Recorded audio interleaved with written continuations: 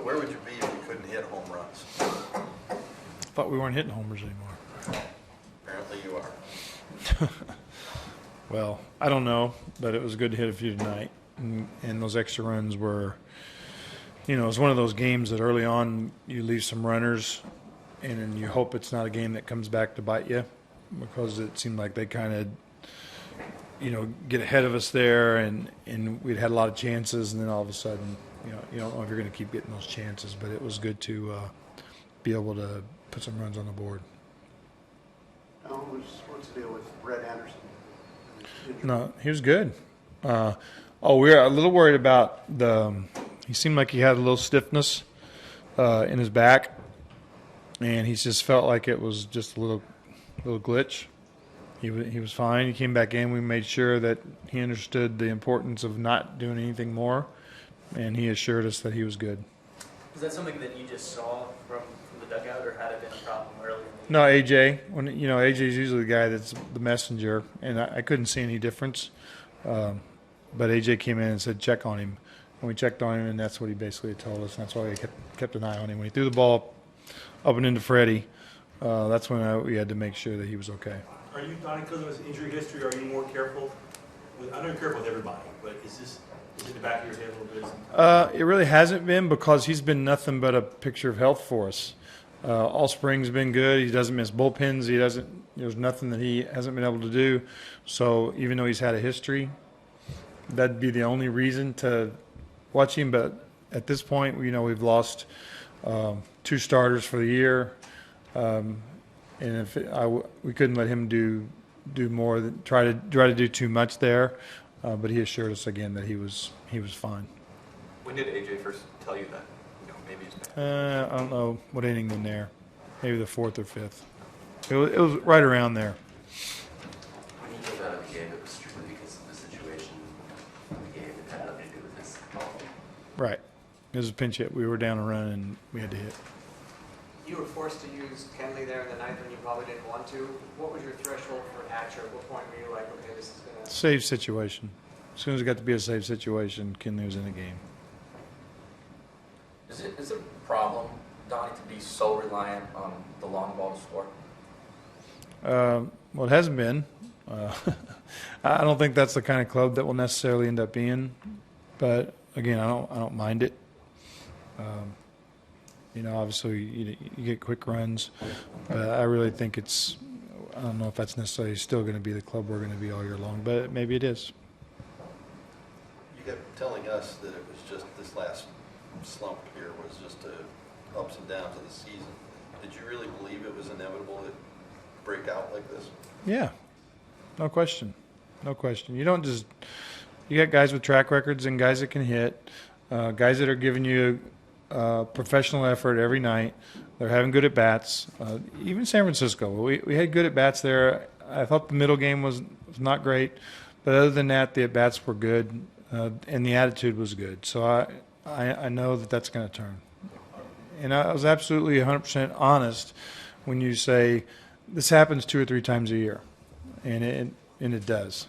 And it happens every year to every team. So you're going to go through some stretches where you have trouble scoring. Along those lines, how much do you concern yourself with sustainability of play with so many different guys who've been hurt over the course of the year? Do you have to measure out what you do insofar as playing guys or anything like that? Or? We worry about playing time. Like we watch Justin a little bit. We want to kind of give Adrian some days. Pay attention to Jimmy. We want to make sure we give him some days. Howie the same way every once in a while. Those guys are kind of every once in a while. Other guys that are platoonable, we'll watch Jock. Got to pay attention to Andre with all the time he's having to play.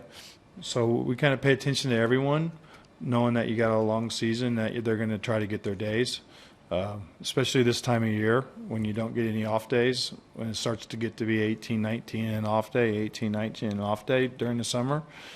You pay closer attention to guys and make sure you got to try to get them some days. Not that you can pick and choose when guys get hurt, but for some of these guys that may have that extra stress on them now, like Andre or Justin, where they have health concerns, is it better that they're doing this while they're freshest, having this type of responsibility? I think, Andre wanted to play every day. He come to spring training. He was ready for it. He's in great condition, and he's showing us that, he spoke up. He's backed it up, and, he deserves to be playing every day. Obviously, we give him the lefties off for the most part. We'll try to pick Adrian's days where you can get maximum amount of rest with the least games missed. Like you try to pick a day even before the off day where you get that day, the off day, all day until the night game. You almost get 3 days for one. So you try to do some things like that to protect those guys to get maximum rest for, the least games missed. Today was the 6th time that Juan has come off the bench to make a plate appearance. He's reached 4 of those 6. Do you think that he's somebody who can succeed in that kind of a role coming off the bench? Not everybody can do it, obviously, but it seems like he can. Yeah, it does seem like that. So, again, it's a tough situation. It's hard to talk about a lot because we got, Alex comes off the bench tonight. Juan comes off the bench. JT's playing. There's only so many spots in the order, and those guys pretty much play the same position for the most part. Andre's that kind of a hockey goal, almost going back to when he broke that pinky. Make you feel good to kind of see him bounce back like this. No question. To see him healthy and swinging the bat and the power's kind of seeing his power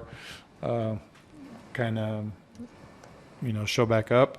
So, I think it's probably been a struggle for him. I think anytime you see injuries with guys, we tend to forget what they're capable of doing. And sometimes it takes a couple of years to get it together. He had the pinky, he's had a knee, he's had a shin, a stress fracture. So he's had a number of injuries, and they happen. And sometimes when they come year after year, you start to forget what a guy's capable of. Does all this really allow you to take your time with Puig? And not that you would rush her back anyway, but does any of this, in fact, you're playing so well with him out here, any impetus to get him back quicker? We really haven't pushed it from the beginning. I know it's been kind of that. It's kind of been that general thought that we tried to push him back. We really haven't. The reason for putting him on the deal in the first place was to make sure that he got totally healthy. And but the fact that we're playing well, I think it speaks well of our team. And that's why. I know it's probably corny, but that TEAM is a big thing, and I think we got a good bunch of guys that are capable of playing. And you hate to say it cold-heartedly, but it's kind of the next man up. One guy gets hurt, it's an opportunity for somebody else.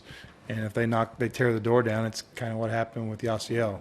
He was allowed to be here because guys got hurt, and then he took off. He's gotten hurt, guys are taking off. And so it's kind of the way the game keeps going. But, obviously we feel like he's such a talented player that he makes us better. When he gets back, we'll work him back in. Is Jimmy bunting on his own in the first inning? In the first, yes. Yeah.